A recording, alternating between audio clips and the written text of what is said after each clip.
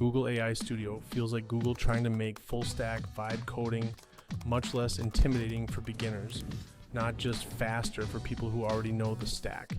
And I think that's the real shift here, because this is basically prompt to app with a much clearer path to something real.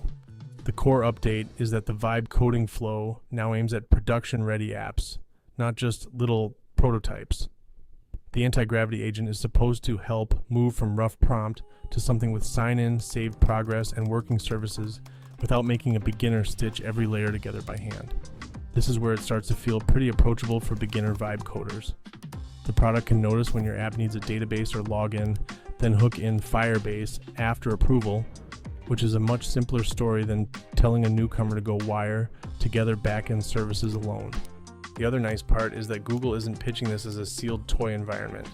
It's meant to lean on normal web tooling, bring in outside libraries when needed, handle secrets a little more cleanly, and let you stay in a prompt-driven workflow while the stack underneath gets more realistic.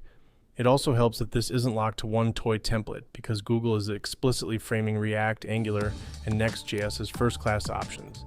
The examples make the pitch feel more concrete. Even the first one is a multiplayer game you build from a prompt, and the wider point is that Google wants this to feel like real app territory instead of another disposable chat demo.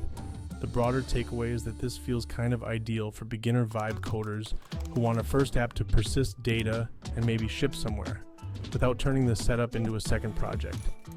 It still sounds a little early in places, but the direction is clearly toward prompt to production. Subscribe to Build Things with AI for more AI news.